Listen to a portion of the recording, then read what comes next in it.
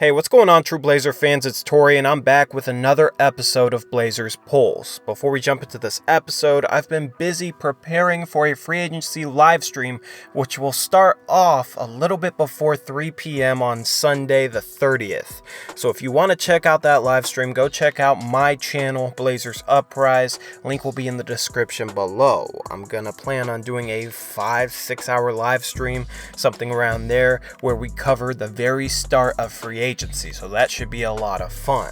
And that's all I got for this intro, so let's jump straight into the polls that I asked you guys 3 days ago in regards to Nasir Little, Kent Bazemore, and more. The first poll question was, what role do you think Nasir Little will have in his rookie year? Most of you guys said solid bench piece, that was 53%. Next was the developmental piece who doesn't play much, and that's what I voted.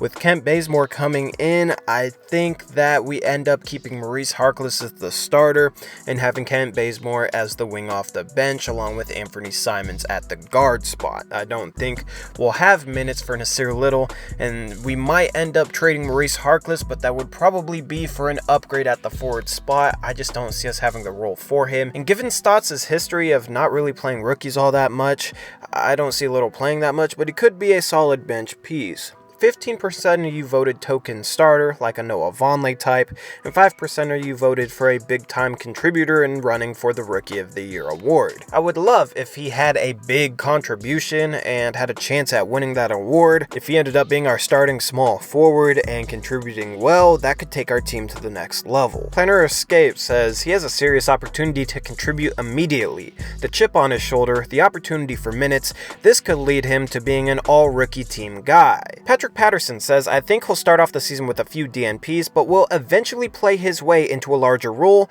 and I have a feeling he could do that as well. That would be kind of like Zach Collins' rookie season. Poll number 2, I said, what do you expect Nasir Little to be once he reaches his prime?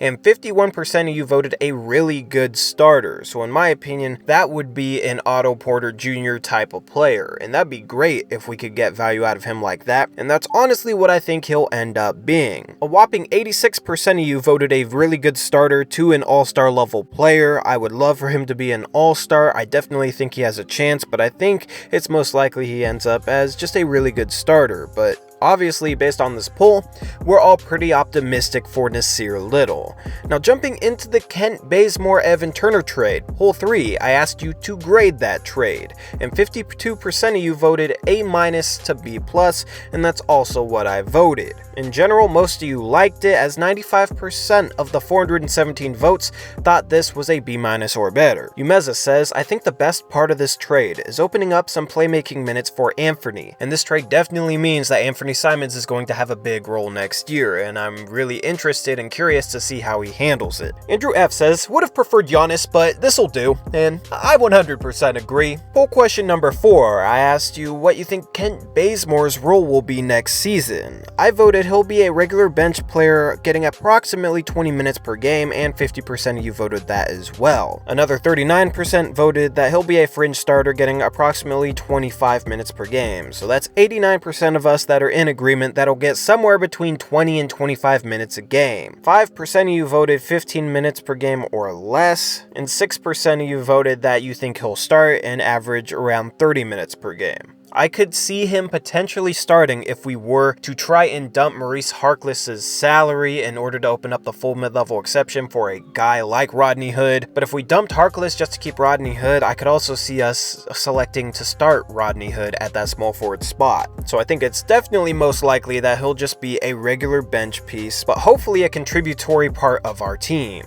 Mike Posner says we're going to trade him, and we might trade him at the deadline, but I don't see us trading him before that. Dimitri Rhodes says, do you think he can start at the 3 position? He's 6'5". He is 6'5", but he does have really long arms. I don't know his exact wingspan, but he does have strength, he does have long arms, and he plays bigger than he is, so I do think he could play some small forward pretty effectively. Hopping into poll number 5, how many trades do you think Neil has left in him this summer? I voted for 2, and 53% of you agree with me. Another 27% of you voted for 1. So that's 80% of people that voted 1 or 2 trades left. I'm hoping for 2. I'm hoping Neil is more active this offseason than he has been in off seasons past, and really makes moves to give us a real chance at contending next season. I could also see there being 0 trades left and O'Shea just saves his assets for a big move at the deadline. I have no idea what we're going to do going into this summer. Planner Escape agrees with me, saying it feels like the bigger trade will come closer to the deadline. Jason Lee says no seismic moves, just more small things in preparation for that, which is kind of like what the Kent Bazemore trade was. Jameson Cawley says Kevin Love with a bunch of eyeball emojis, and I will have a 2K19 Kevin Love rebuild coming over on Blazers Uprise, so if you're interested in that, make sure to check it out. Leo Vitale says, assuming we get back Rodney Hood on the full mid-level exception, I say 1 for cap clearance, Jay Crowder hopefully, and probably a big man pickup in another deal. And I don't think we could trade Harkless for Jay Crowder and open up enough money in order to get the full mid-level exception for Rodney Hood, but we could end up making a cap clearing move like you say in order to open up that full mid-level exception. And that would be dumping a guy like Harkless or Myers Leonard in order to clear enough salary. And then poll number 6, I said, if you could only bring back one of our free agents for the deals listed below, who would you bring back? And what I tried to do with this poll is I tried to find fair market value for all these players to see how even I could get the voting to be. But still, as I assumed, Rodney Hood led the pack. 4 years, $9.5 million per year, which is about what it would be if we signed him for the full mid-level exception. 46% of you voted for that. 38% of you voted for Enes Kanter at 2 years and $7 million per year, and then everyone else lagged far behind. Al-Farouq Aminu was next with only 7% of the vote for 3 years, $8 million per year. I thought he would get a little bit more votes because I think he's a more equal part to Enes Kanter, but re-signing him would also mean we don't have to open up the full mid-level exception like we would to re-sign Enes Kanter for 2 years, $7 million per year. So that was my thinking behind that, but you guys love Rodney Hood and Enes Kanter, and I can't blame you. They're definitely the top 2 players left on this list, in my opinion. So anyway, that was your guys' thoughts from the past week about what I expected with most of the poll results. I really like getting a feel for what the community is thinking in regards to our Portland Trail Blazers, so that's why I love doing these videos. Hopefully you enjoy them as well, and with that, I'm out of here. So this has been Tori with another episode of Blazers Pulse. I'll see you guys later. Peace out. Go Blazers.